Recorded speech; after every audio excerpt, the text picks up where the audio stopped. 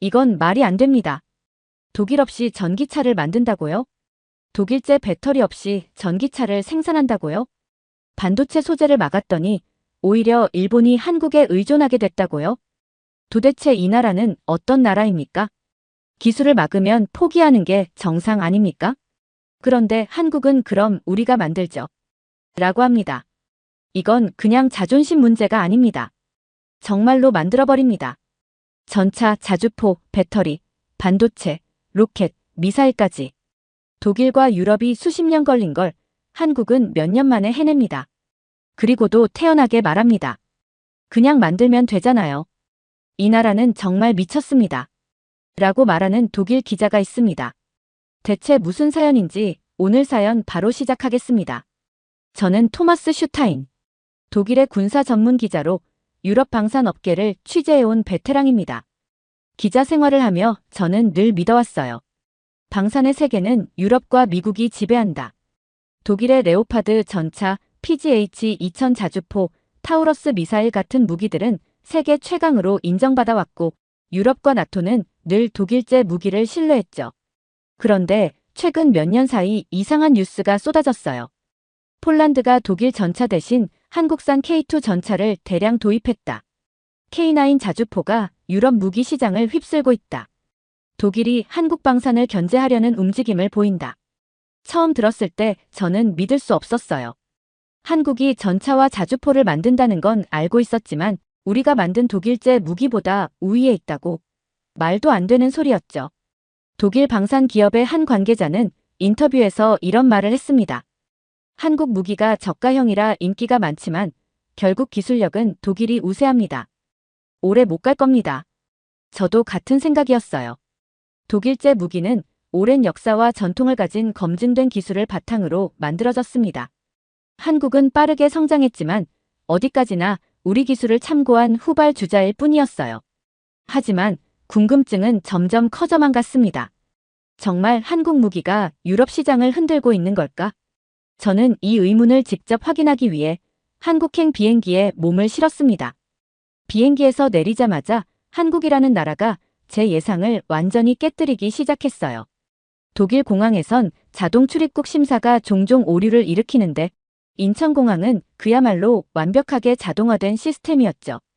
여권을 스캔하고 얼굴 인식을 하는데 10초도 걸리지 않았어요. 겨우 공항에서부터 이런 충격을 받다니. 앞으로 마주할 것들이 더 걱정되기 시작했어요. 호텔로 가는 택시를 타면서 창밖을 봤어요. 이곳이 2차 대전 이후 폐허에서 시작한 나라라고요? 고층 빌딩이 즐비하고 도로 위엔 전기차와 자율주행차들이 가득했어요. 심지어 택시기사도 한국산 전기차를 타고 있었어요. 더 놀라운 건 한국인들의 속도였습니다. 무언가를 사든 먹든 이동하든 모든 것이 독일보다 3배는 빨랐어요. 저는 한국에 도착한 지 몇 시간도 안 돼서 머릿속이 복잡해졌어요. 이곳이 독일보다 후발주자인 나라 맞나요? 다음 날 한국의 군사 전문 기자들과 첫 미팅이 있었어요. 저는 가볍게 던졌죠. 요즘 K2 전차와 K9 자주포가 유럽에서 인기라던데 진짜예요? 그런데 한국 기자들의 반응이 재미있었어요. 다들 이게 뉴스인가? 하는 표정이었어요. 네, 폴란드뿐만 아니라 핀란드, 노르웨이, 에스토니아, 호주도 K9 자주포를 구매했고 앞으로 더 늘어날 겁니다. 전차뿐만 아니라 한국의 방산은 이제 글로벌 스탠더드가 되고 있습니다. 말투에서 확신이 넘쳐났어요. 한국 기자들은 독일 방산을 과거의 강자 정도로만 보고 있었어요. 호텔로 돌아와 침대에 누웠어요. 도착한 지 하루 만에 모든 예상이 깨져버렸어요. 한국은 공항부터 시스템이 독일보다 앞서 있었고 서울의 발전 속도는 유럽과 차원이 달랐고 한국 기자들은 자신감 넘치게 우리가 방산의 새로운 기준이라고 말했어요. 솔직히 인정하기 싫었어요. 저는 독일이 여전히 군사기술 분야에서 우위를 점하고 있다고 믿고 있었거든요. 눈을 뜨자마자 핸드폰을 확인했어요. 한국에 온 지 하루밖에 안 됐는데 독일에서 온 메일이 수십 통이나 쌓여 있었습니다. 그중 하나가 눈에 띄었어요. 토마스, 한국 K2 전차가 독일 없이 완전 국산화됐다는 게 사실인지 확인했어. 그럴 리가 없지. 저는 아직도 믿지 않았어요. 독일의 기술 없이는 K2 전차가 제대로 굴러가지 못할 거라고 확신했어요. 저는 한국의 K2 전차 개발 연구소로 향했어요. 이곳에서야말로 진실을 확인할 수 있을 거라 생각했죠. 건물 안으로 들어가자 현대적이고 깔끔한 연구시설이 펼쳐졌어요. 수십 개의 모니터에 엔진 성능 테스트, 변속기 내구성 평가 같은 데이터가 실시간으로 표시되고 있었어요. 저는 연구 책임자와 악수를 나누며 가볍게 질문을 던졌습니다. K2 전차의 파워팩은 여전히 독일제를 쓰고 있죠? 하지만 그의 대답은 저를 얼어붙게 만들었어요. 이제 독일 없이도 전차를 생산할 수 있습니다. 완전 국산화에 성공했어요. 순간 심장이 철렁 내려앉았어요. 독일이 MTU 엔진과 랭크 변속기 수출을 제한하면 한국은 결국 대체품을 찾지 못해 K2 전차 생산에 어려움을 겪을 거라 생각했습니다. 하지만 그들은 이미 독자적인 엔진과 변속기를 개발했고 실전 테스트까지 완료한 상태였어요. 엔진과 변속기 국산화는 엄청난 도전일 텐데요. 한국 연구진은 미소를 지으며 설명을 이어갔어요. 쉽지는 않았죠. 하지만 독일이 수출을 제한하자 한국은 선택의 여지가 없었습니다. 그래서 만들었어요. 만들었어요? 그 말이 너무 간단하게 들렸어요. 마치 커피 한 잔 마셨어요. 라고 말하는 것처럼. 연구소를 둘러본 후 저는 K2 전차의 실제 테스트 현장으로 이동했습니다. 제 눈앞에서 1000마력의 국산 엔진이 탑재된 K2 전차가 굉음을 내며 움직이고 있었어요. 저게 독일 없이 만들어진 엔진이라고. 탱크가 울퉁불퉁한 지형을 거칠게 주행하면서도 완벽하게 균형을 잡고 있었어요. 심지어 변속도 부드럽고 가속력도 전혀 문제 없어 보였죠. 한국연구원이 옆에서 설명했어요. 우리가 만든 엔진과 변속기는 혹독한 테스트를 거쳤습니다.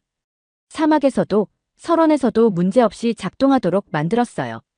믿기 어려운 현실 앞에서 머리가 복잡해졌어요. 독일이 수십 년간 축적한 기술을 한국이 몇 년 만에 따라잡았다는 뜻이니까요. 잠시 테스트를 지켜보며 생각했어요. 한국은 어떻게 이렇게 빨리 국산화를 이뤄낸 걸까요?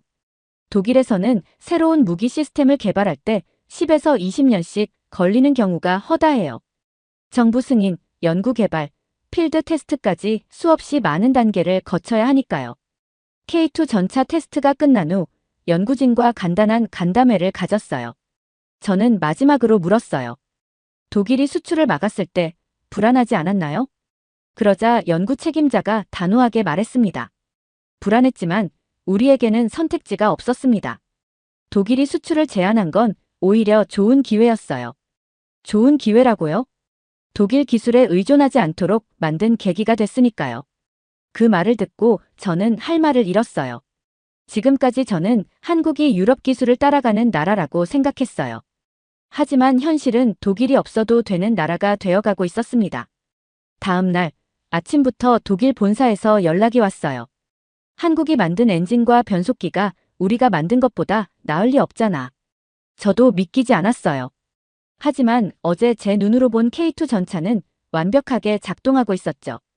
이제 다음 목표는 K9 자주포였어요.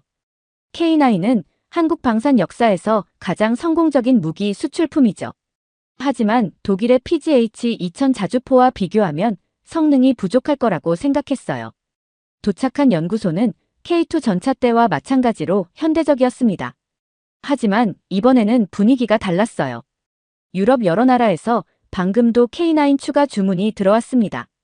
책상 위에는 수십 개의 계약서가 놓여 있었어요. 거기엔 폴란드, 핀란드, 노르웨이, 에스토니아, 호주 등 K9 자주포를 구매한 나라들의 목록이 빼곡히 적혀 있었죠. 아직도 유럽에서는 독일제 자주포가 최고라고 생각하는데 왜 다들 K9을 선택한 거죠? 한국 연구원이 차트를 보여주며 설명했어요. 차트에는 독일과 한국의 자주포 비교 데이터가 정리되어 있었어요.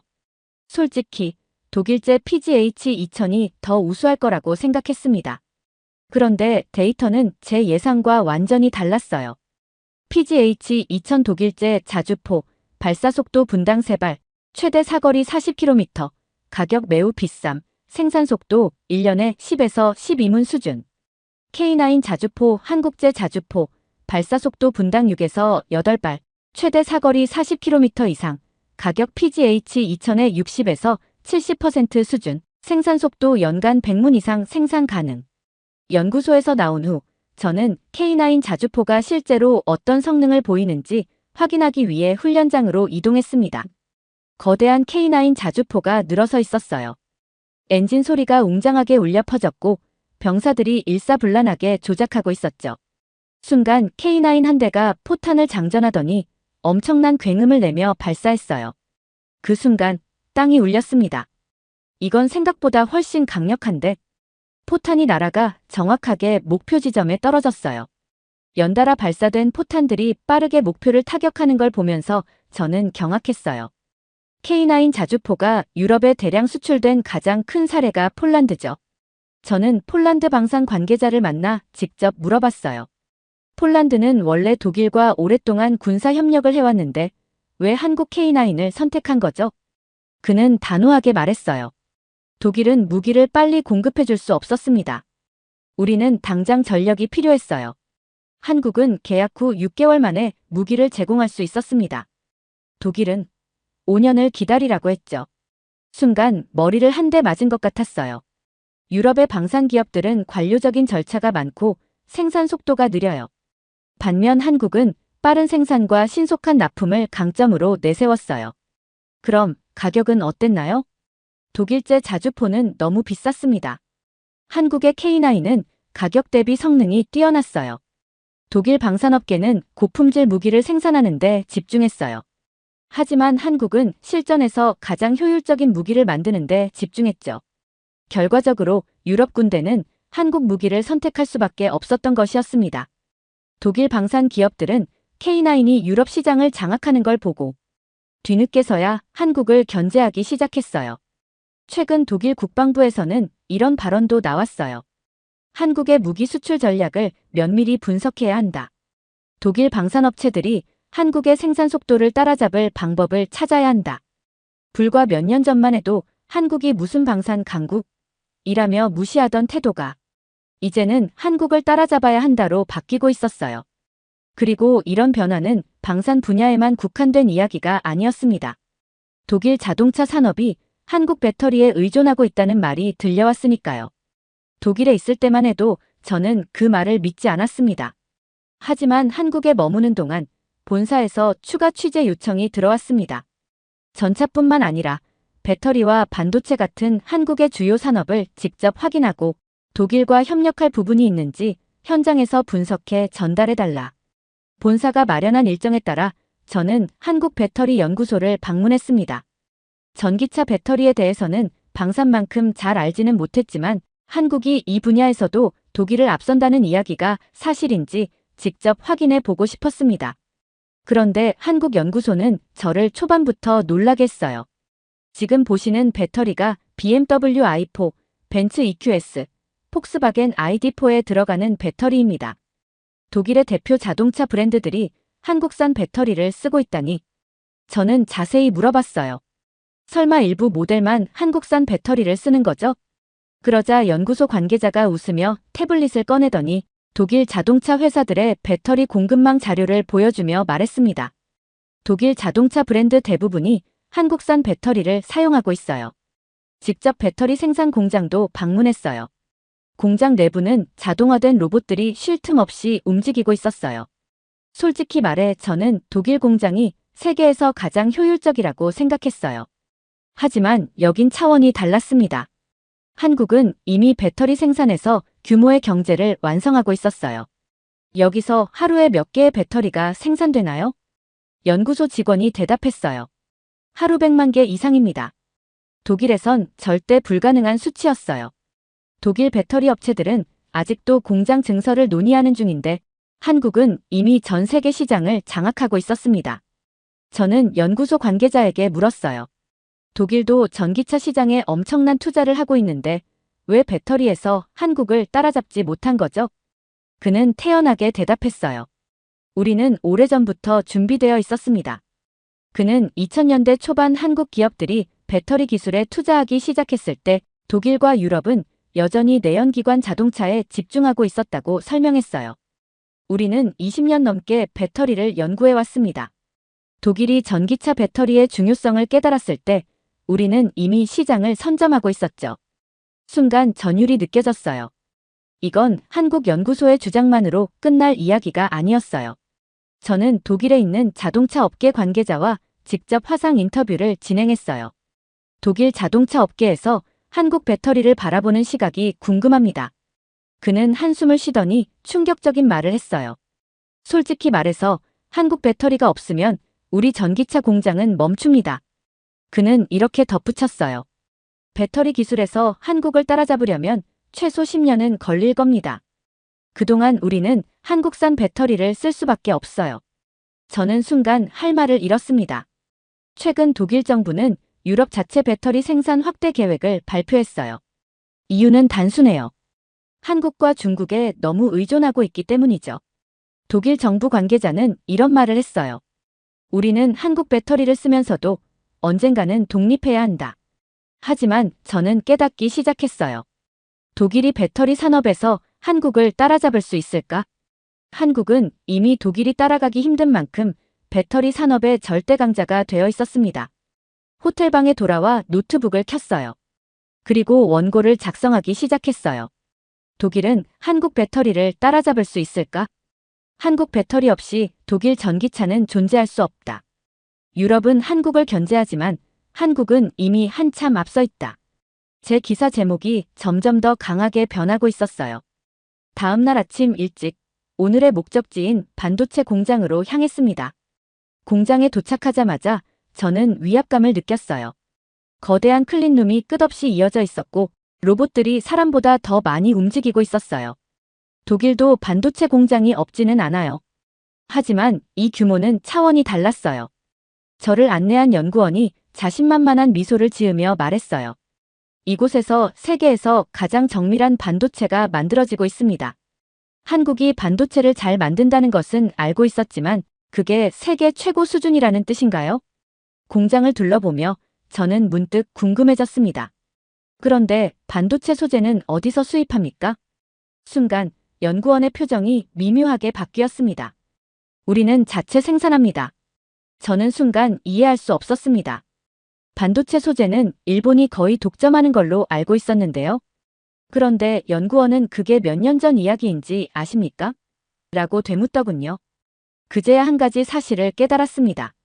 제가 그동안 한국의 반도체 산업에 대해 제대로 알지 못하고 있었다는 것을요. 연구원이 한 기사 링크를 제게 보여줬습니다. 2019년 일본, 한국의 반도체 핵심 소재 수출 제한 조치. 제 눈이 휘둥그레졌습니다. 일본이 한국 반도체 산업을 공격했다고요? 저는 방산을 주로 취재했기 때문에 이 뉴스를 본 적이 없었습니다. 그때 일본이 한국을 타격하려 했다는 사실을 이제서야 알게 된 것이죠. 일본이 핵심 소재를 막으면 한국 반도체 산업은 타격을 입지 않았습니까? 연구원은 웃으며 대답했습니다. 오히려 이 사건이 계기가 되어 우리가 일본 없이 독립할 수 있게 됐습니다. 연구원은 저를 데리고 연구실로 이동했습니다. 그곳에는 각종 반도체 소재와 부품이 전시되어 있었죠. 2019년 당시 일본은 우리에게 반도체 핵심 소재 3가지를 막았습니다. 일본은 이 소재 없이는 우리가 반도체를 만들 수 없을 거라고 생각했습니다. 이건 일본이 수십 년 동안 독점해온 기술이니까요. 그런데 연구원의 손가락이 옆에 놓인 다른 자료를 가리켰습니다. 하지만 몇 년 만에 우리는 모든 소재를 국산화했습니다. 저는 이해할 수 없었습니다. 일본이 수십 년 동안 독점했던 기술을 한국이 불과 몇 년 만에 따라잡았다니요? 그게 어떻게 가능했습니까? 우리는 선택의 여지가 없었거든요. 연구원의 목소리는 단호했습니다. 우리는 일본이 다시 수출해주기를 기다릴 수도 있었습니다. 하지만 그건 우리의 방식이 아니죠. 무조건 자체 생산하는 방향을 택했습니다. 저는 순간 머리가 복잡해졌습니다. 이 나라 정말 이상합니다.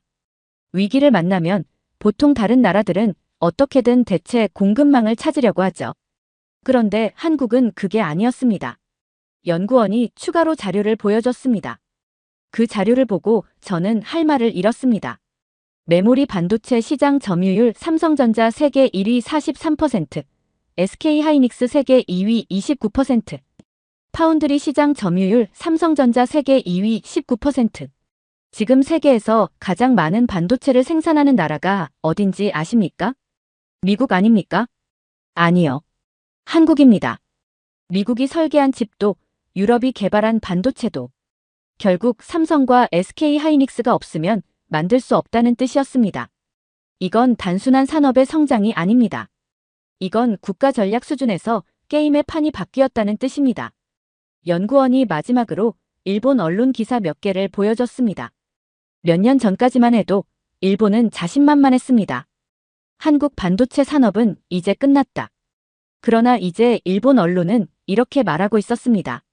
이제 한국이 없으면 일본도 어려워진다.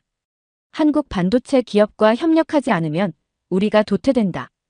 취재 일정이 끝나갈 무렵 서울에서 열리는 국제방산 전시회에 초대받았어요. 이곳에서는 한국의 최신 무기들이 전시된다고 했어요. 입구에 들어서자마자 거대한 K9 자주포와 K2 전차가 보였어요. 그 앞에는 한국뿐만 아니라 폴란드, 노르웨이, 핀란드, 호주 관계자들이 서 있었어요. 그리고 그 옆에는 최신형 KF-21 보람의 전투기 모형이 전시되어 있었어요. 이건 한국이 자체 개발한 5세대 스텔스 전투기였어요. 솔직히 말해 전투기 개발은 로켓보다 더 어려운 기술이에요. 그래서 유럽도 미국 F-35를 사서 쓰고 있죠. 저는 한국 공군 관계자에게 직접 물어봤어요. KF-21이 실전 배치되면 어느 정도의 성능을 기대할 수 있나요? 그는 단호한 목소리로 대답했어요. 우리는 F-35만큼의 스텔스 성능은 없지만 유럽의 타이푼, 라팔과 동급 이상의 성능을 목표로 하고 있습니다. 이건 독일, 영국, 프랑스가 공동 개발한 유로파이터 타이푼을 정면으로 겨냥하는 발언이었어요. 한국이 이제는 유럽 방산 강국들과도 정면 대결할 수 있다는 뜻이었죠. 이 전투기도 국산화된 건가요? 물론입니다. 엔진은 아직 외국산이지만 나머지는 거의 국산 기술로 개발 중입니다. 그리고 저는 현무 미사일 시리즈를 보게 되었어요. 이 미사일들은 한국이 자체적으로 개발한 탄도미사일이었어요. 현무2 사거리 800km 탄도미사일로 서울에서 평양까지 5분 내 타격 가능했어요. 현무4는 세계에서 가장 강력한 전술 탄도미사일이고 최근 개발한 현무5는 초대형 극초음속 미사일로 중국까지 타격 가능 수준이었죠. 저는 그 미사일들을 보면서 유럽이 따라갈 수 있는 수준이 아닌데 라는 생각이 들었습니다. 독일은 방어 중심의 무기 체계를 유지해왔어요. 그런데 한국은 공격과 방어를 모두 갖춘 체계를 개발하고 있었어요. 이제는 독일이 한국 무기를 수입해야 하는 상황이 올 수도 있겠다는 생각마저 들었죠.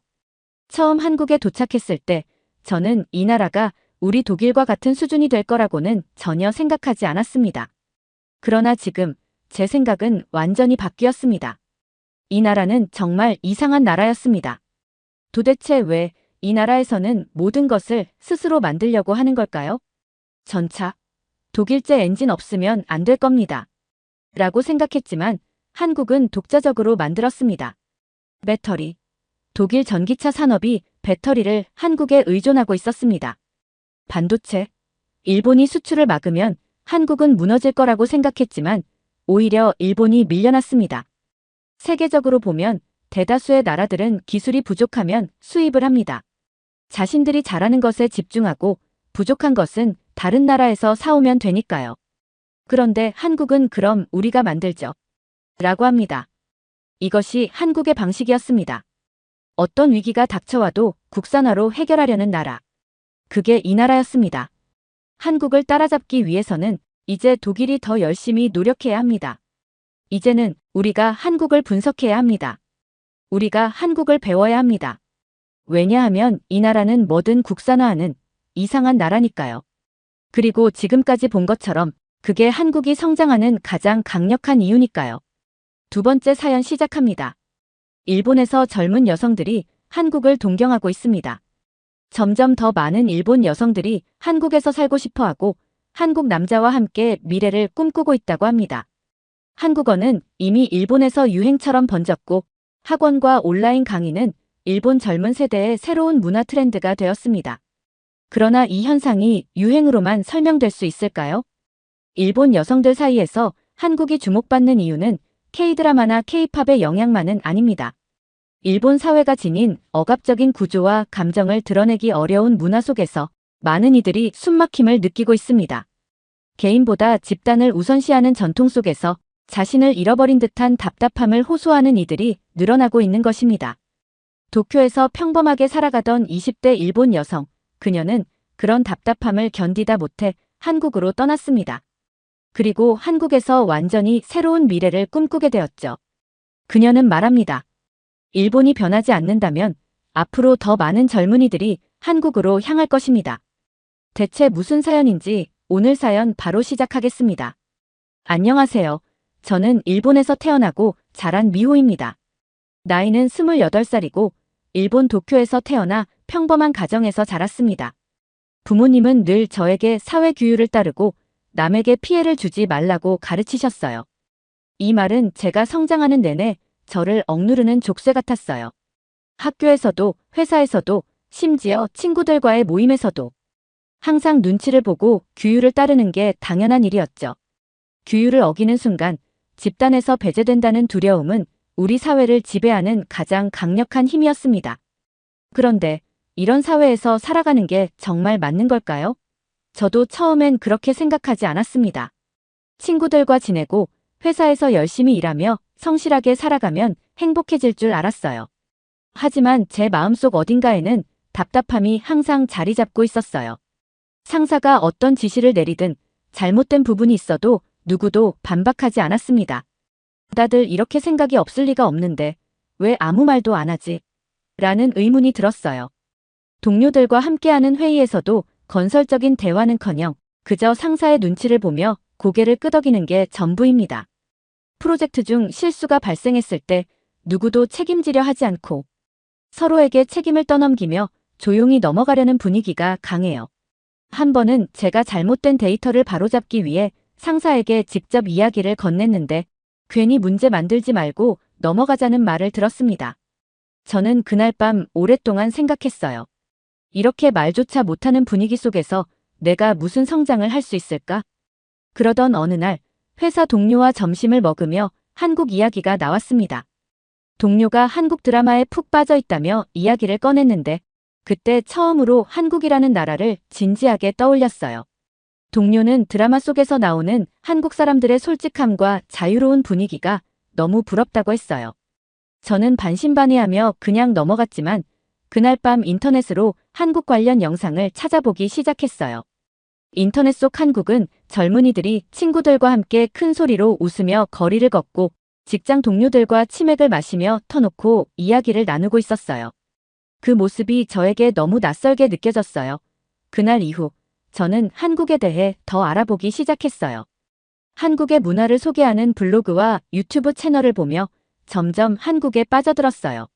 한국에서는 사람들 사이의 관계가 훨씬 따뜻하고 진솔해 보였죠. 물론 모든 사람이 완벽하지는 않겠지만 적어도 일본처럼 겉으로만 웃고 속으로는 거리를 두는 문화는 아닌 것 같았습니다. 사람들과의 관계 속에서 감정을 숨기지 않는 그 모습들이 저에게는 너무나 매력적이었어요. 결정적으로 제가 한국으로 떠나야겠다고 결심한 사건이 있었습니다. 신입 직원 한 명이 상사의 지나친 질책을 받다가 결국 참지 못하고 사직서를 제출한 일이었어요.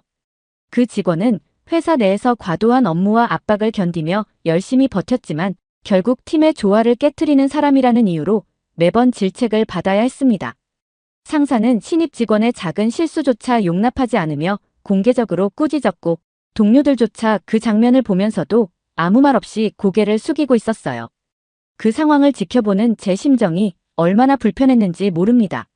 하지만 더 충격적이었던 건 그 사건 이후 회사의 반응이었어요. 아무도 그 신입 직원의 퇴사를 문제 삼지 않았고 상사도 자신의 행동을 되돌아보지 않았어요. 오히려 요즘 애들은 참을성이 없어라며 뒷말을 하고 나약한 사람이 하나 더 나갔다며 무심하게 넘겨버리는 분위기였습니다. 그 누구도 시스템이나 문화를 바꾸려 하지 않았고 문제를 제기하는 건 마치 금기처럼 여겨졌어요. 그날 밤 저는 한국행 비행기 티켓을 검색하기 시작했습니다. 쉽지 않은 결정이었지만 이곳에서 더는 숨막히는 삶을 견딜 자신이 없었어요. 한국에서의 삶이 어떤 모습일지 상상조차 되지 않았지만 적어도 지금보다는 나을 것 같다는 확신이 들었어요. 다행히 일본에서는 워킹 홀리데이 비자를 통해 한국에서 일정 기간 동안 일하며 체류할 수 있는 제도가 있다는 걸 알게 되었어요. 서류 준비와 신청 절차가 꽤 번거로웠지만 한국에서 다시 시작하겠다는 결심이 확고했기에 하나씩 준비해 나갔어요.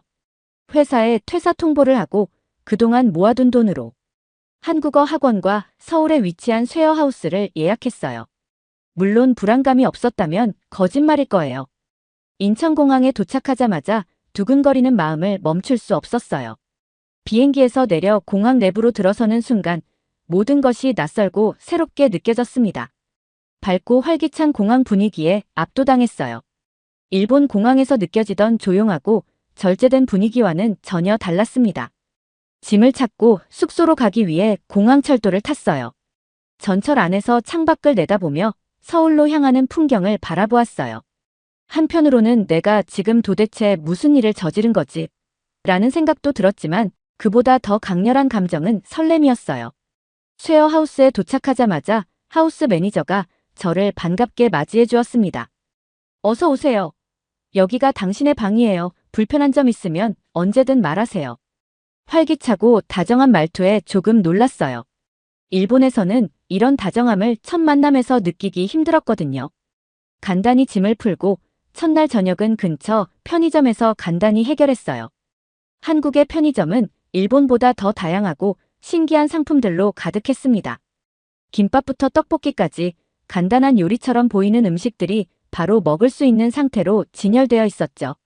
저는 호기심에 떡볶이를 하나 사 먹었는데 매콤하면서도 달콤한 맛이 정말 강렬했어요.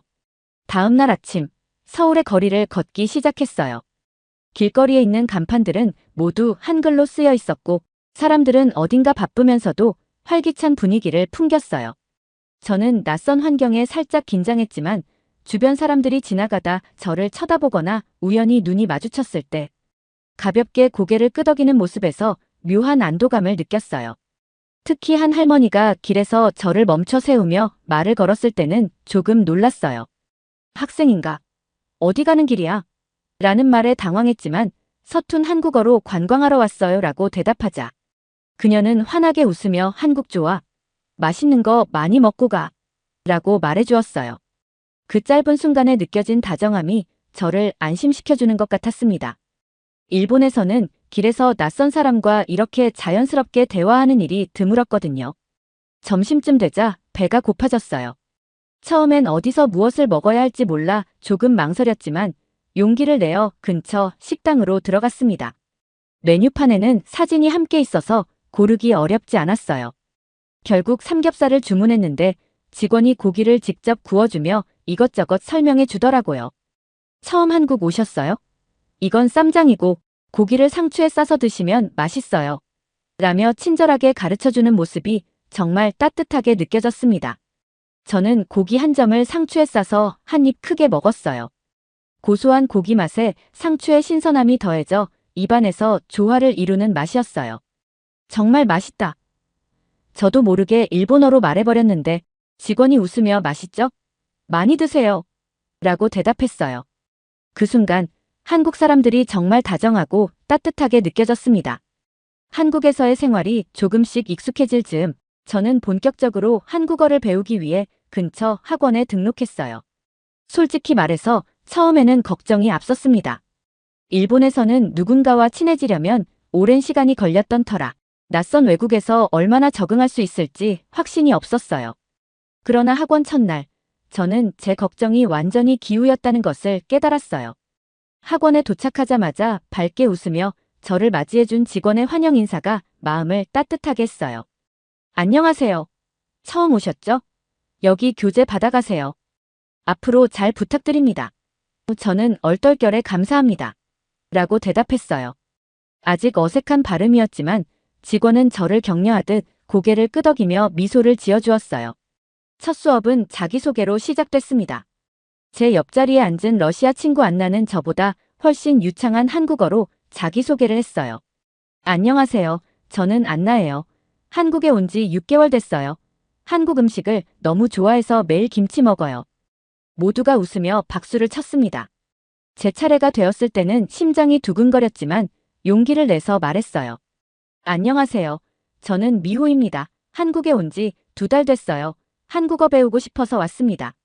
제 말이 끝나자 모두가 박수를 쳐주었어요. 수업이 끝난 후 안나가 먼저 저에게 말을 걸었어요. 미호, 오늘 수업 어땠어? 처음 치고는 발음이 정말 좋았어. 그 말에 저는 깜짝 놀랐어요. 이렇게 쉽게 다가오는 모습이 낯설었지만 너무 기분이 좋았어요. 내일 같이 점심 먹을래? 라는 안나의 제안에 저는 고개를 끄덕이며 웃었어요. 이렇게 간단히 친구를 사귈 수 있다니 정말 신기했습니다.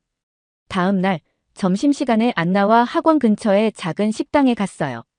식당 안은 점심을 먹으러 온 사람들로 북적였어요. 메뉴판을 보고 고민하던 저에게 안나가 추천했어요. 비빔밥 먹어봐. 색깔도 예쁘고 맛도 정말 좋아. 저는 안나의 말을 따라 비빔밥을 주문했어요. 비빔밥은 눈으로 보기에도 화려하고 아름다웠습니다. 여러 가지 채소와 고기를 고추장에 비벼 먹는 그 맛은 정말 놀라웠어요. 일본 음식에서는 느껴보지 못했던 강렬하고 조화로운 맛이었어요. 그렇게 점심을 먹으며 안나와 이런저런 이야기를 나눴어요. 안나는 러시아에서 경험했던 한국 드라마의 인기에 대해 이야기했고 저는 일본에서 접한 한국의 이미지를 이야기했어요. 이야기를 나눌수록 한국이 다른 나라 사람들에게 얼마나 매력적인 곳으로 비치는지 새삼 깨달았습니다. 수업이 끝난 저녁, 학원 친구들과 함께 단체로 치킨을 먹으러 갔어요. 치킨과 맥주를 함께 먹는다는 이야기는 일본에서도 들어본 적이 있었지만 이렇게 다 같이 모여 먹는 분위기는 처음이었어요. 한국 친구 민준이 치킨을 나눠주면서 말했어요. 이건 간장 치킨이고 이건 매운 양념 치킨이에요. 매운 거 잘 드세요? 저는 약간 겁먹은 얼굴로 조금요라고 대답했는데 희정이 웃으며 그럼 이 간장 치킨 먼저 드셔보세요. 맛있을 거예요. 라며 권했어요. 치킨을 한 입 베어 물자 그 바삭함과 달콤한 소스가 입안에 퍼졌어요. 모두가 웃으며 잔을 들고 건배를 외쳤습니다. 일본에서는 보통 누군가와 친해지기까지 오랜 시간이 걸렸는데 여기서는 마음만 열면 금세 가까워질 수 있더라고요. 한국에서 지낸 지 2달쯤 되었을 때 학원에서 친해진 친구들과 함께 주말 소풍을 가게 되었어요. 장소는 한강공원, 드라마에서나 보던 그곳이었죠. 돗자리를 깔고 둘러앉아 서로 음식을 나누며 이야기를 나누는 시간이 정말 즐거웠어요. 그날 학원 친구 중 한 명이 데려온 민재라는 친구도 같이 있었는데 그는 다른 친구들보다 더 활기차고 유머 감각이 뛰어난 사람이었어요. 제가 말할 때마다 잘 들어주고 한국어가 서툴러도 이해하려고 노력하는 모습이 참 다정했어요. 미호 씨, 한국에서 가장 좋아하는 음식이 뭐예요? 민재가 물었어요. 저는 잠시 고민하다가 삼겹살이요 같이 구워서 먹는 게 정말 재밌어요. 라고 대답했어요. 그러자 민재는 눈을 반짝이며 말했어요. 그럼 다음에 제가 더 맛있는 삼겹살집에 데려가 드릴게요. 저는 그냥 예의상 웃으며 네, 좋아요 라고 했는데 그가 정말로 약속 날짜를 정하자 조금 당황했어요. 한국에서는 이런 약속이 이렇게 빠르게 이루어지는지 몰랐거든요. 며칠 후 우리는 약속한 대로 저녁에 삼겹살집에서 만났습니다. 민재는 저를 위해 미리 자리를 잡아두고 메뉴까지 고민해둔 모습이었어요. 그는 여기 고기가 정말 신선하고 맛있어요. 제가 자주 오는 곳이에요 라며 자랑스레 말했어요. 고기를 직접 구워주며 이렇게 상추에 싸서 먹으면 더 맛있어요. 라고 알려주는 그의 모습에 저는 왠지 모르게 웃음이 나왔습니다. 처음엔 그저 친절한 친구라고 생각했는데 민재와 함께 있는 시간이 지나갈수록 그의 진지하고 배려 깊은 태도가 특별하게 느껴지기 시작했어요. 민재는 한국에 대해 궁금한 점을 물어보라고 했어요. 저는 솔직히 일본과 한국의 차이점에 대해 말하며 궁금했던 점을 털어놓았습니다.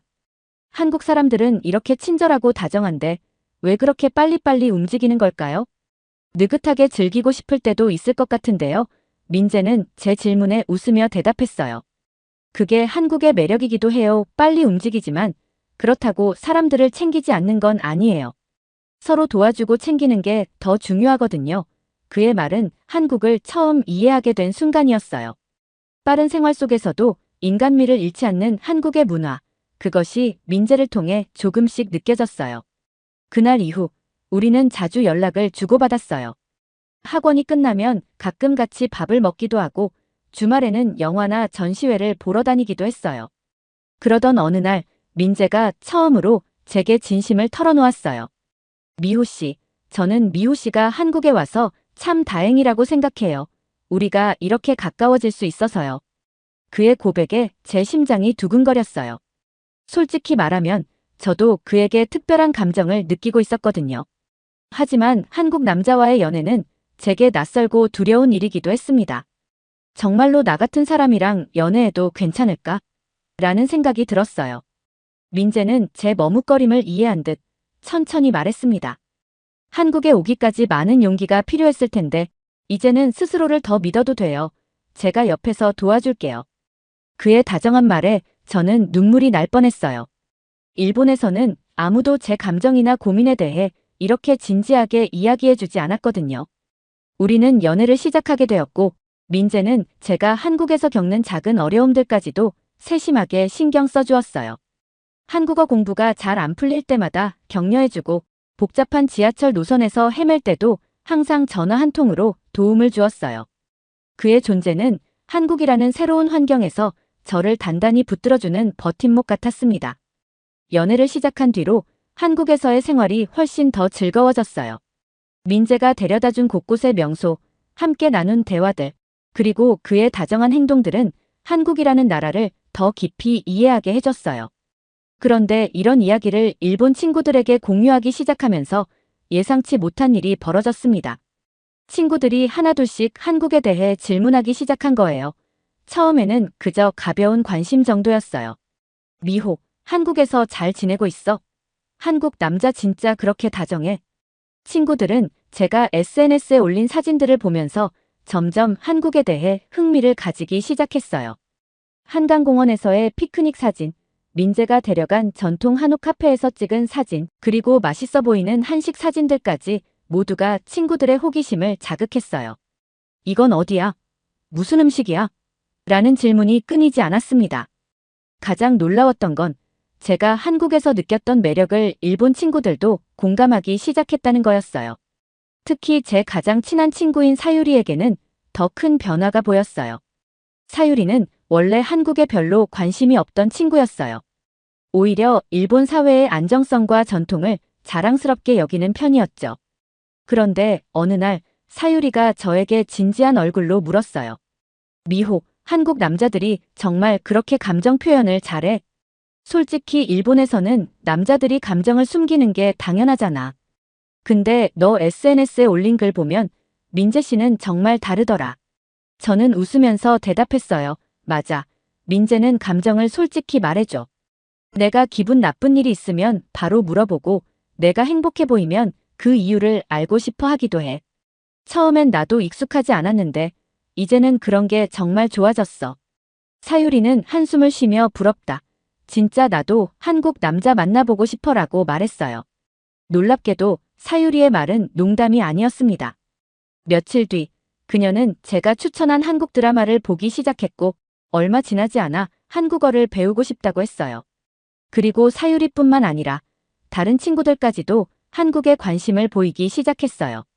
한국어는 어렵지 않아? 너도 금방 배웠으니까 우리도 할 수 있겠지? 친구들은 한국 여행 계획을 세우기 시작했고 제가 가르쳐준 한글 몇 글자를 따라 쓰며 즐거워했어요. 어느 날 사유리가 정말로 한국에 온다고 했습니다. 나 한국으로 여행 가볼까? 너한테도 갈 테니까 한국에서 좀 더 가르쳐줘. 저는 기뻐서 그녀와 긴 통화를 했어요. 한국에서 꼭 가봐야 할 장소들, 먹어야 할 음식들, 그리고 한국인들과 자연스럽게 어울리는 방법까지 알려줬어요. 한국에선 처음 만난 사람과도 금방 친해질 수 있어. 겉으로만 친한 척하는 게 아니라 진짜 마음을 나누는 느낌이야. 사유리가 한국에 도착한 날, 저는 민재와 함께 그녀를 공항에서 맞이했어요. 사유리는 한국에 도착한 순간부터 완전히 푹 빠진 표정이었어요. 공항에서 만난 직원들의 미소, 활기찬 분위기, 그리고 전철 안에서 그녀를 친절히 도와주는 한국 사람들의 태도까지 모든 것이 그녀에게 큰 충격이었나 봐요. 며칠 동안 사유리와 서울 곳곳을 돌아다니며 그녀에게 제가 한국에서 느꼈던 매력을 직접 보여줬어요. 한강에서 자전거를 타고 남산에 올라 서울의 야경을 함께 보며 그녀와 대화를 나눴습니다. 미호, 나 사실 한국에 오기 전엔 한국을 그렇게 대단하게 생각하지 않았어. 근데 여긴 진짜 사람이 살아있는 느낌이야. 그녀의 말에 저는 깊이 공감했어요. 사유리는 한국 여행 마지막 날 저에게 진지하게 말했어요. 나 한국 남자랑 연애하고 싶고 여기서 살고 싶어. 여기 사람들 너무 다정하고 자유로워 보여. 저는 웃으며 대답했어요. 그런 생각 들지? 나도 그랬어. 그리고 이제는 여기서 사는 게 더 자연스럽게 느껴져. 그날 이후 제 일본 친구들은 모두 한국에 대해 더 많은 관심을 보이기 시작했습니다. 친구들은 저를 통해 한국이라는 나라의 매력에 빠져들었고 저 역시 그들에게 한국을 소개하는 일이 점점 즐거워졌어요. 한국에서의 삶이 점점 더 익숙해질 즈음 민재가 설날에 자신의 가족 모임에 저를 초대했어요. 미호, 우리 가족이랑 같이 설날을 보내는 건 어때요? 한국의 전통 명절을 제대로 경험해 볼 기회일 거예요. 사실 저는 조금 긴장했습니다. 일본에서도 명절에는 가족끼리 모이지만 외부인을 초대하는 경우는 거의 없었거든요. 괜찮을까요? 제가 민폐를 끼치면 어쩌죠? 민재는 환하게 웃으며 말했어요. 우리 가족은 오히려 기뻐하실 거예요. 그냥 편하게 오세요. 설날 아침, 민재와 함께 그의 부모님 집으로 갔어요. 문을 열자마자 민재의 어머니가 저를 반갑게 맞아주셨어요. 미호 씨, 어서 와요. 오늘은 맛있는 거 많이 먹어요. 그녀의 따뜻한 환대에 저는 금세 긴장이 풀렸습니다. 집 안에는 이미 가족들이 모여 있었고 모두 저를 환영해 주었어요. 한국 생활은 어때요? 라며 관심을 가져주는 모습이 정말 감동적이었죠. 가장 인상 깊었던 건 설날 음식이었어요. 상 위에는 떡국, 잡채, 전, 그리고 다양한 반찬들이 가득 차 있었어요. 민재의 어머니는 떡국을 먹어야 한 살 더 먹는 거예요. 많이 먹어요. 라며 직접 떡국을 담아주셨어요. 한 입 먹어보니 따뜻하고 부드러운 국물 맛이 마음까지 녹여주는 것 같았습니다. 식사를 마친 후 가족들이 모두 모여 세배를 했어요. 어른들께 절을 올리고 덕담을 나누는 모습이 너무 인상적이었어요. 민재의 조카들은 어른들에게 세배를 하며 용돈을 받았고 그 모습에 모두가 웃으며 즐거워했어요. 저는 처음 보는 풍경에 놀랐지만 따뜻한 가족 간의 분위기가 너무 좋아 보였어요. 설날을 보내며 가장 감동적이었던 순간은 민재의 아버지가 저에게 해주신 말씀이었어요. 미호 씨, 우리 민재랑 만나줘서 고마워요. 한국에서 힘든 일 있으면 언제든 말해요. 그 말에 저는 눈물이 날 뻔했습니다. 외국에서 혼자 시작한 삶이라 때때로 외롭고 힘들 때도 있었는데 민재와 그의 가족은 저를 정말 따뜻하게 대해주셨어요. 설날 이후 저는 한국에서의 생활이 점점 더 자연스럽게 느껴졌습니다. 민재의 가족들과의 교류, 친구들과의 일상, 그리고 한국에서 느끼는 인간적인 온정은 제가 일본에서 상상조차 하지 못했던 경험이었어요. 하지만 일본 친구들과의 대화를 통해 두 나라의 문화적 차이를 새삼스럽게 깨닫게 되었습니다. 어느 날 일본에 있는 친구 사유리와 영상 통화를 했어요. 그녀는 한국 여행 후 완전히 새로운 시각을 가지게 되었다고 말했어요. 미호, 한국 사람들은 진짜 감정을 숨기지 않고 표현하는 게 너무 좋아 보여. 일본에선 다들 겉으로는 친절하지만 속마음은 말하지 않잖아. 그런데 한국에선 사람들이 솔직해서 정말 신기했어. 사유리는 한국에서 느낀 감정에 대해 끊임없이 이야기했어요. 제가 한국에서 느꼈던 솔직함과 인간미는 일본의 집단주의 문화와는 근본적으로 달랐어요. 한국 사람들은 개인의 관계를 중요시하면서도 집단 안에서도 서로를 배려하려는 태도를 보여줬어요. 일본에서는 집단의 조화와 평화를 위해 감정을 억누르고 참는 것이 미덕처럼 여겨졌죠. 저는 일본에서 자라며 그런 태도가 당연하다고 생각했지만 한국에서는 그것이 얼마나 답답한 것인지 알게 되었어요. 가장 큰 깨달음을 얻은 순간은 민재와의 대화에서 나왔어요. 어느 날 우리는 일본과 한국의 차이에 대해 이야기를 나누고 있었어요. 제가 말했죠. 민재, 일본에서는 사람들이 협정을 한번 맺으면 그걸 거의 절대적으로 지켜야 한다고 생각해. 그런데 한국에서는 협정이 잘못됐다면 수정하는 게 당연하다고 하잖아. 이런 점이 너무 신기해. 민재는 고개를 끄덕이며 대답했어요. 그게 아마 한국인의 올바름을 중시하는 문화 때문일 거야. 우리는 과거의 잘못을 바로잡는 게 더 중요하다고 생각하거든. 그의 말은 저를 깊이 생각하게 만들었어요. 일본에서는 안정성과 규칙을 지키는 것이 중요한 가치로 여겨졌지만 한국에서는 그 안정성이 올바르지 않다고 느껴질 때 변화를 두려워하지 않았어요. 이런 차이는 문화적인 차이를 넘어 두 나라가 역사를 대하는 방식에서도 드러났습니다. 민재는 덧붙였어요. 한국은 역사적으로 많은 외세의 침략을 받았지만 그때마다 변화를 두려워하지 않고 더 나은 길을 찾아왔어. 아마 그게 지금의 한국을 만든 원동력일 거야. 한국에서의 생활이 어느덧 1년을 넘어가면서 저는 이곳이 더 이상 낯선 나라가 아니라 제 인생의 중요한 한 부분이 되었다고 느꼈어요. 처음엔 외국인으로서 적응하기 어려울 거라 생각했지만 한국 사람들의 따뜻한 배려와 관계 중심의 문화가 저를 완전히 바꿔놓았죠.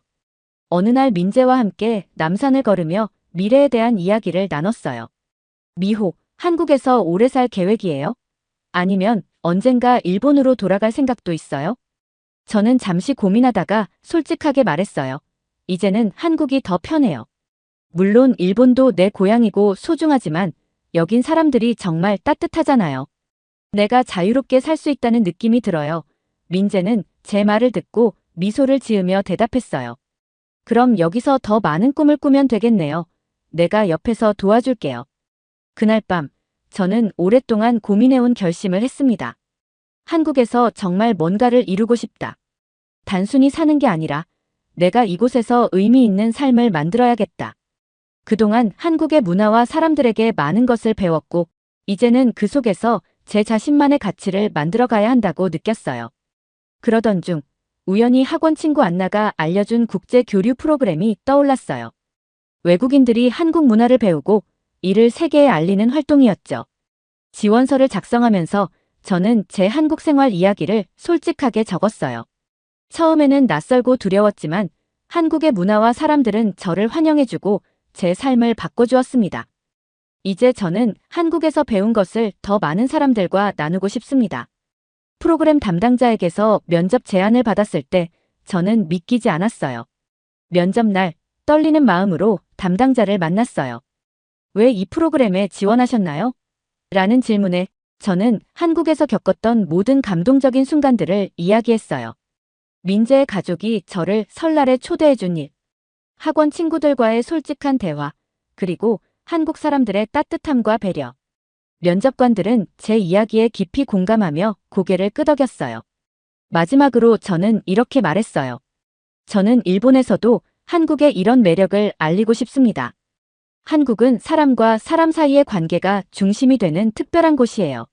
며칠 뒤 합격 소식을 들었을 때 저는 눈물이 날 만큼 기뻤어요. 민재에게 이 소식을 전하자 그는 환하게 웃으며 축하해줬어요.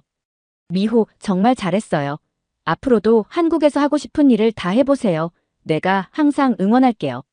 그 말에 저는 마음이 벅차올랐어요. 한국에서의 새로운 꿈이 이제 현실이 되어가고 있다는 걸 느꼈거든요. 프로그램 활동을 시작하면서 저는 다양한 외국인들과 함께 한국 문화를 배우고 알리는 일을 하게 되었어요. 한국의 전통음악, 음식, 역사에 대해 깊이 공부하며 제 자신도 한국에 대해 더 많이 알게 되었어요. 한 번은 외국인들에게 김치를 직접 만들어주는 행사가 있었는데 그들이 김치의 맛에 놀라며 즐거워하는 모습을 보며 뿌듯함을 느꼈어요. 이 활동을 통해 저는 또 한 가지 중요한 깨달음을 얻었어요. 한국은 제 자신을 다시 발견하게 해준 곳이었어요. 일본에서 답답함 속에 갇혀있던 저는 한국에서 솔직하고 자유로운 삶의 방식을 배우며 새로운 자신을 찾았어요. 이제는 한국에서의 새로운 삶뿐 아니라 민재와 함께할 새로운 가족이라는 꿈도 품게 되었어요. 그와 함께라면 어떤 미래든 두렵지 않을 것 같았습니다. 한국은 이제 제 삶의 새로운 출발점이자 영원히 소중한 곳이 되었어요. 앞으로의 미래가 어떻게 펼쳐질지는 모르지만 분명한 건 한국에서의 삶이 저를 더 나은 사람으로 만들어주고 있어요. 그리고 그 속에서 저는 매일 새로운 꿈을 꾸고 있습니다. 오늘 사연이 재미있으셨다면 구독과 좋아요, 알림 설정까지 부탁드립니다. 더 재미있는 사연으로 돌아오겠습니다. 이상 감동탐험이었습니다.